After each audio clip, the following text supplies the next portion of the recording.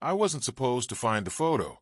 It was wedged so deep inside the wall of my grandmother's old house that if the wood hadn't rotted just enough, it would have stayed hidden for another 80 years. But I did find it. And when I saw what was in that picture, when I recognized the faces and the man standing behind them, I realized my entire family history was a lie. Tell me something honestly. If you discovered proof that your family's proud legacy was built on betrayal, would you expose it? Or would you protect the people you love and let the truth stay buried? Because I had to choose. And whatever choice I made, someone was going to get hurt. It all started the week my grandmother died. Her name was Eleanor Whitmore, and in our small Virginia town, that name meant something. The Whitmores had owned half the land here at one point. My grandfather used to say our bloodline went back to the Revolutionary War, that our ancestors were patriots, war heroes, pillars of the community. There was even a faded portrait in the town hall of a stern-looking man in a navy coat labeled Captain James Whitmore, 1778. I grew up believing I came from strength, from honor. My grandmother was the last living person who truly remembered the old stories. She lived in a massive, aging farmhouse just outside town, the kind with wide wooden porches and creaking floors that groaned like they had secrets. I spent summers there as a kid, running through cornfields and listening to her hum old hymns in the kitchen. She never spoke much about the past, but when she did, her eyes would cloud over, like she was looking at something far away, or something she wished she could forget. When she passed at 98, it felt like the final page of a very old book had closed. My parents were already gone, car accident when I was 22.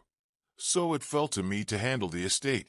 I was 35 at the time, working remotely as a freelance editor, unmarried, no kids, just me and a house full of memories. The first few days in that house were suffocating. It still smelled like her lavender perfume and old wood polish. I slept in my childhood bedroom, staring at the ceiling I once traced constellations on. Grief has a strange way of mixing with nostalgia. I found myself opening drawers just to see her handwriting again, touching the edges of photo frames like they might warm up under my fingers. The Whitmore house was old, built in 1866, according to the plaque near the front door. But parts of it were clearly older than that. The foundation stones didn't match the structure. The basement beams were hand-hewn uneven, as if they'd been placed there long before proper tools existed. My grandfather once joked that the house had been rebuilt over something. I never thought much about it, until the storm hit. It was late September. A heavy Virginia storm rolled in one night, wind howling so hard it rattled the shutters. Around 2 a.m., I heard a loud crack from the hallway downstairs. I ran out with a flashlight and found a section of plaster had collapsed near the staircase, exposing old wooden laths and part of the inner wall. That's when I saw something wedged between the beams. At first, I thought it was just debris, maybe insulation or a scrap of paper. But when I pulled it free, I realized it was wrapped in oilcloth, carefully folded and tied with twine. My hands were shaking, though I didn't know why. Maybe it was the hour, or the storm, or the eerie sense that I wasn't supposed to be touching it. I took it to the kitchen table and untied the twine. Inside was a photograph. It was sepia-toned, the edges brittle and curling. On the back, written in faded ink, were the words, "Summer, 1943." The picture showed 5 people standing in front of what looked like this very house. I recognized the porch columns immediately. There was my great-grandfather Thomas Whitmore. I'd seen his face in dozens of framed pictures. Beside him stood a woman I assumed was my great-grandmother Margaret. In front of them were 2 small children. One of them had to be my grandmother as a little girl.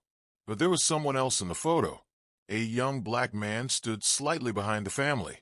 Not quite included, not quite separate.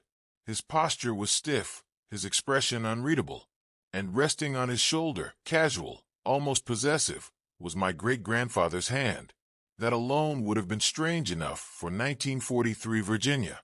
But what made my stomach drop was the way my great-grandmother was looking at him.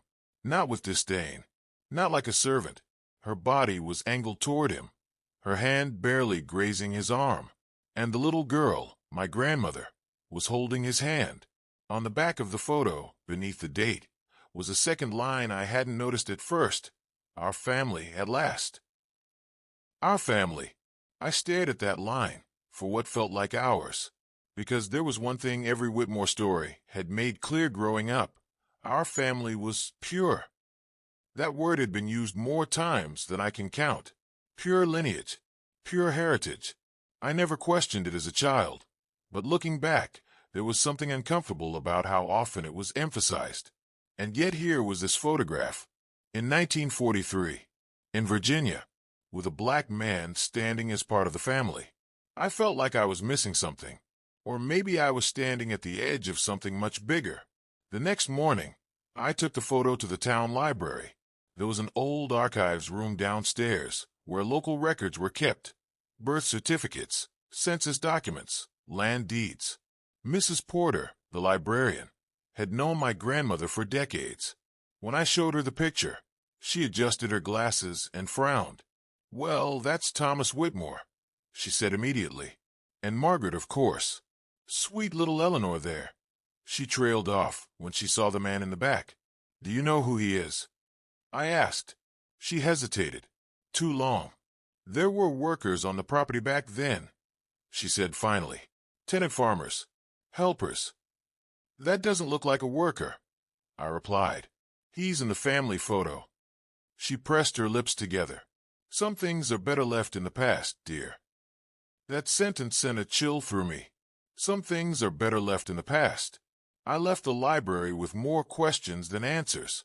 That afternoon, I climbed into the attic of the Whitmore house. It was thick with dust and cobwebs, trunks stacked like forgotten coffins.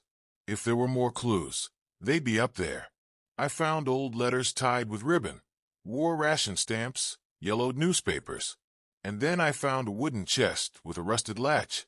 It wasn't locked. Inside were journals, leather-bound, cracked with age. The name inside the first one made my breath catch. Margaret Whitmore, my great-grandmother. I sat cross-legged on the attic floor and began to read. The early entries were mundane, garden notes, church gossip, recipes. But as I flipped further into 1942 and 1943, the tone shifted. The handwriting grew heavier, pressed deeper into the page. And then I saw his name. Samuel. Samuel says the war will change everything. One entry read, "He believes when the soldiers return, the world will not be the same." I want to believe him. Another entry, "Thomas doesn't know. Or perhaps he suspects. I see the way he watches us." My pulse was pounding in my ears. There were pages torn out, entire weeks missing. And then, in July 1943, a single line that made my vision blur. "If this child is born with his eyes, I do not know how we will survive it." I felt like the attic floor had dropped away beneath me. Was she talking about my grandmother? I did the math quickly. My grandmother was born in early 1944, and suddenly the photo made terrifying sense. The angle of Margaret's body, the child holding the man's hand, the note, "Our family at last." I sat there shaking, the journal trembling in my hands. If what I was thinking was true, then the Whitmore legacy, the one built on pure bloodlines and old Southern pride, was a lie. My grandmother might not have been Thomas Whitmore. I didn't sleep that night. I stayed in the attic until the sun began to rise, the journal open in my lap, dust clinging to my jeans and hair. Every creak of the house felt louder now, like it was aware that I had started pulling at a thread it had kept tightly wound for decades. I kept rereading that line over and over. "If this child is born with his eyes, I do not know how we will survive it." His eyes. I had seen those eyes before. In the mirror. Growing up, I was always told my eyes were unusual. Darker than my father's, deeper brown than most Whitmores, who tended to have pale blue or gray eyes, in every framed portrait lining the hallway. My grandmother used to stare at me sometimes, long and quiet, then smile in a way that felt almost relieved. At the time, I thought it was affection. Now I wasn't so sure. I climbed down from the attic with the journal tucked under my arm and that photo clutched in my hand like evidence in a trial that hadn't even begun yet. I laid everything out on the dining table, photo, journal, a notepad, and started mapping dates. Margaret's entries, my grandmother's birth certificate, census records.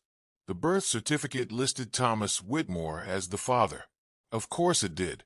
In 1944 Virginia, there wouldn't have been another option. But the more I read, the more the pieces refused to sit neatly. Margaret's journal entries about Samuel weren't written like you'd write about a farmhand. They were intimate. She wrote about how he read poetry, about how he talked about cities beyond Virginia, about how he believed in a world where a man is not defined by the color of his skin. She wrote about how Thomas had become colder after the war began, how he drank more, how he raged about preserving what's ours. One entry, dated May 1943, made my stomach turn. Thomas spoke to the men from town tonight. They gathered in the barn. I heard words I cannot unhear. They suspect Samuel is getting ideas. They will not tolerate it. The next several pages were ripped out. Then came the line about the child. And then nothing.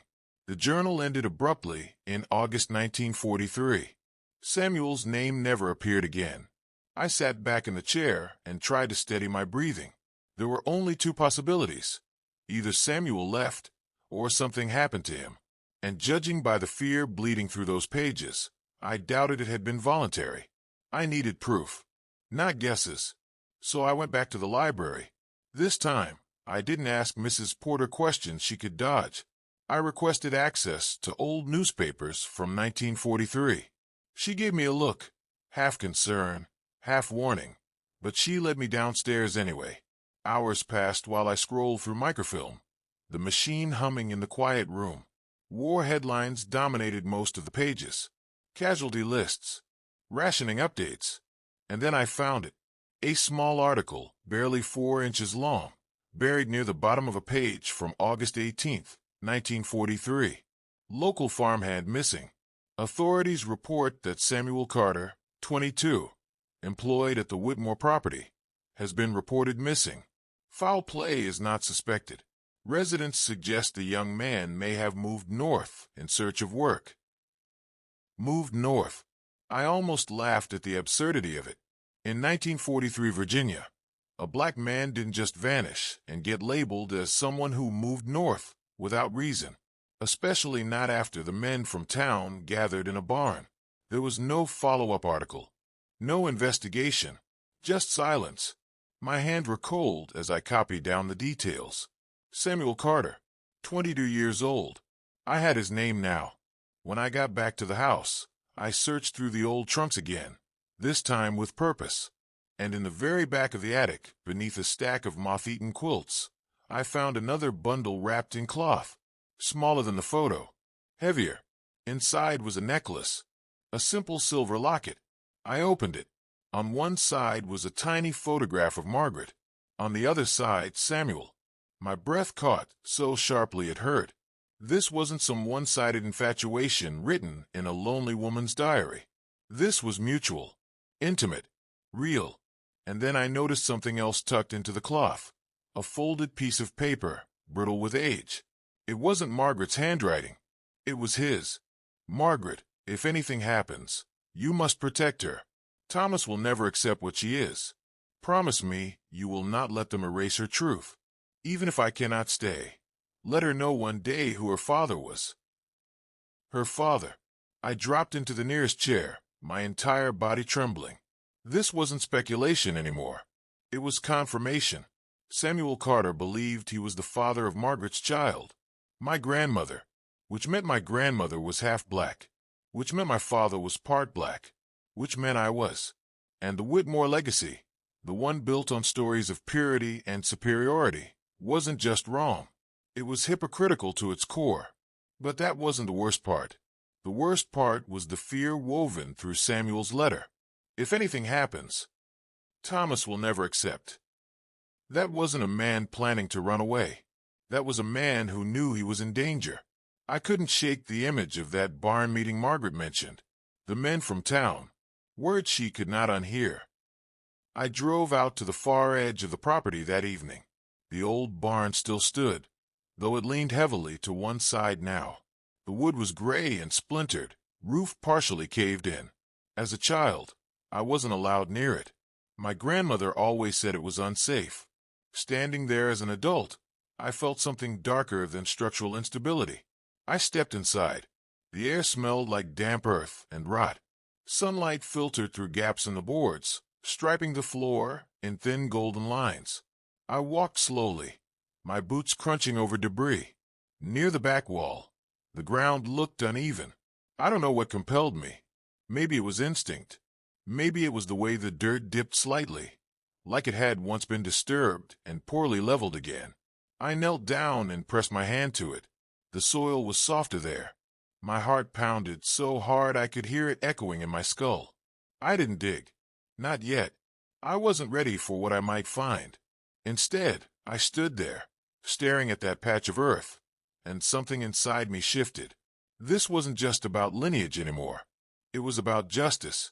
If Samuel Carter had been killed, if he had been silenced to protect the Whitmore name, then my family's fortune, our land, our reputation, all of it was built over a grave, and I was the only one left who knew.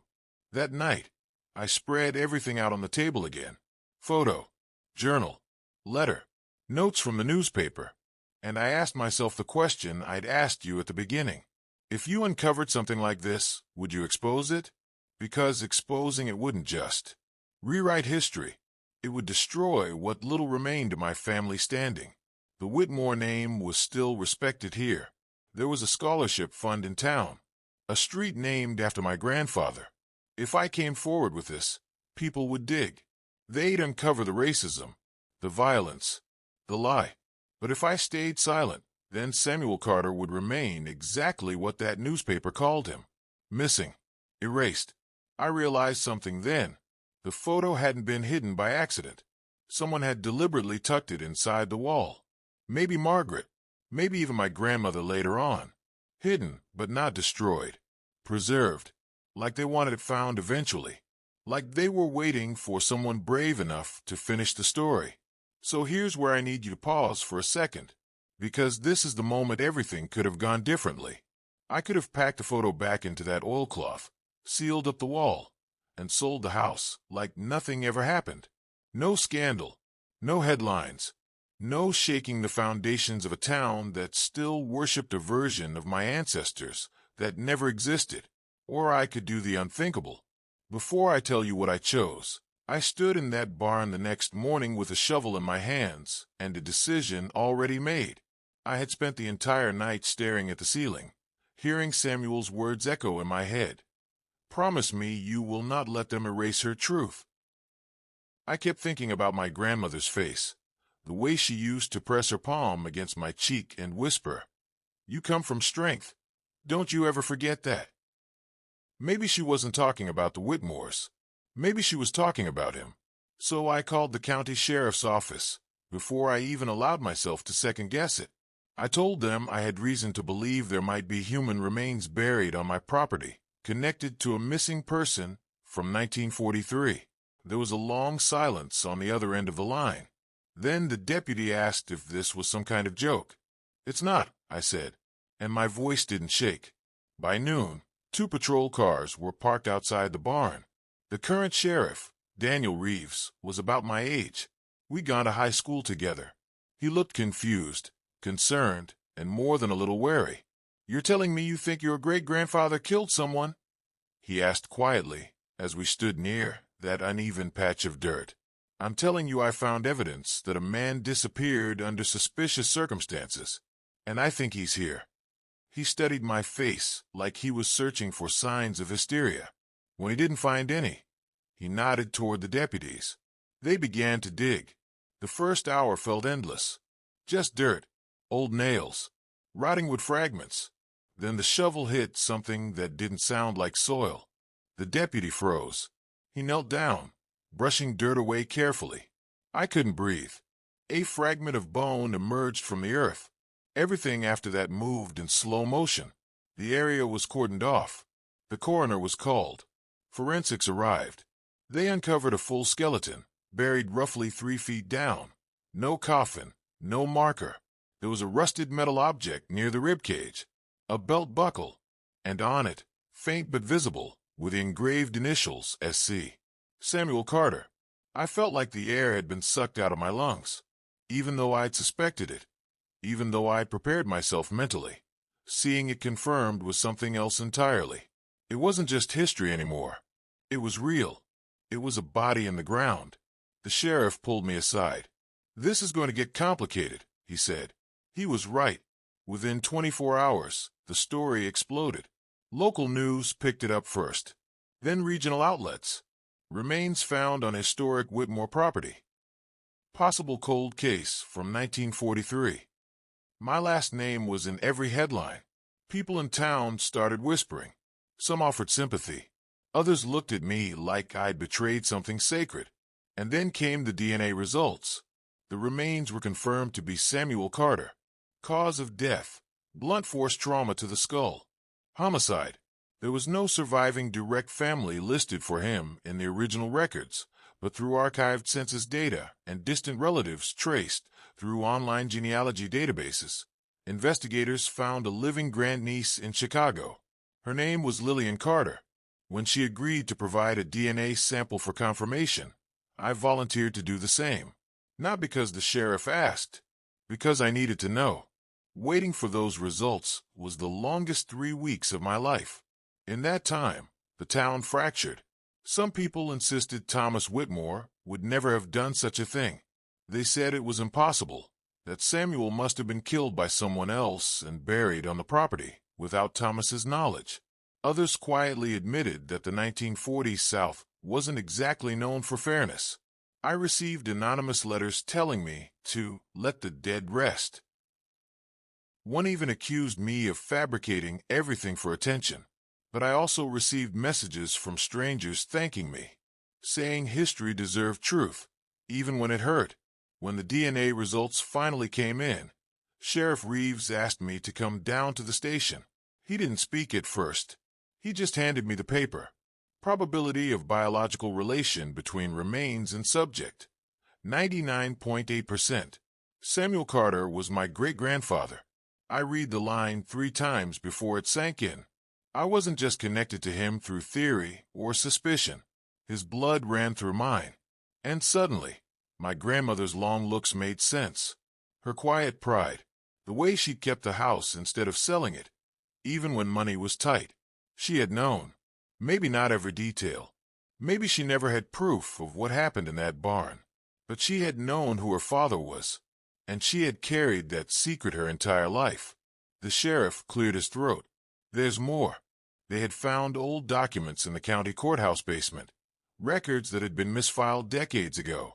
One was a complaint filed in 1943 by an unnamed woman claiming threats and intimidation against a man employed at the Whitmore farm. The complaint was dismissed within days, signed off by a deputy who happened to be a close friend of Thomas Whitmore. It wasn't a clean case. Too much time had passed. Everyone directly involved was long dead. There would be no trial, no courtroom confession, but the truth was undeniable now. Samuel Carter had been murdered, and the most likely person responsible was the man whose portrait still hung in Town Hall. That's when I made my final decision. I requested a meeting with the town council.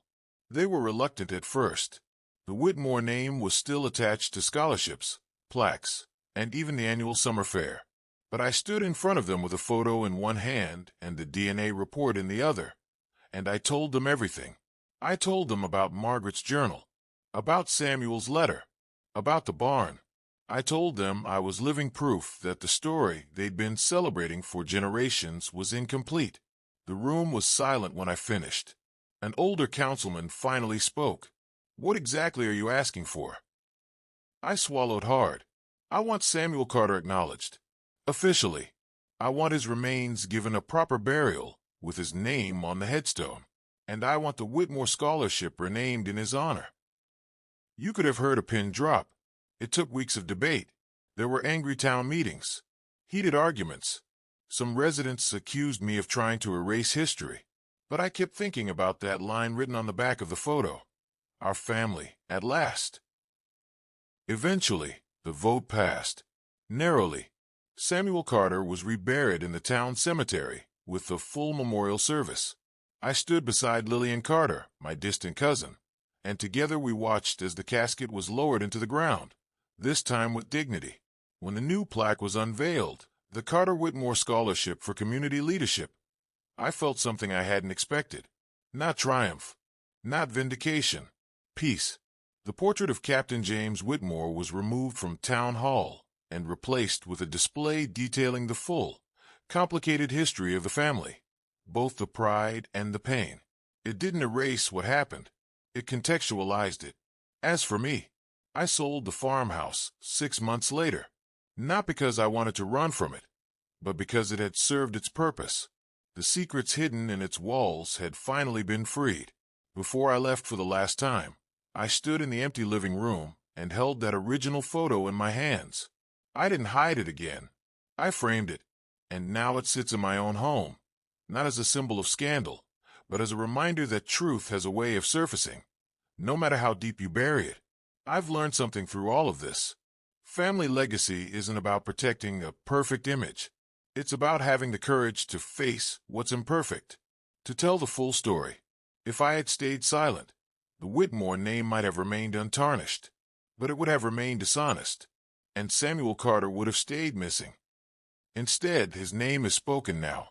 His story is taught in local schools, and every year, a student who believes in equality and community leadership receives a scholarship carrying both of our names.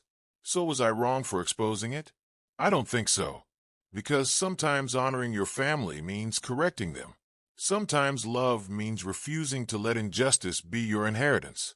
If you are on my side in this, if you believe truth matters more than comfort, go ahead and like this video. Subscribe for more stories like this, because trust me, the world is full of secrets waiting to be uncovered, and I want to share more of them with you. And most importantly, tell me in the comments, would you have done the same thing? Or would you have let the photos stay hidden for another 80 years? I'll see you all in the next story.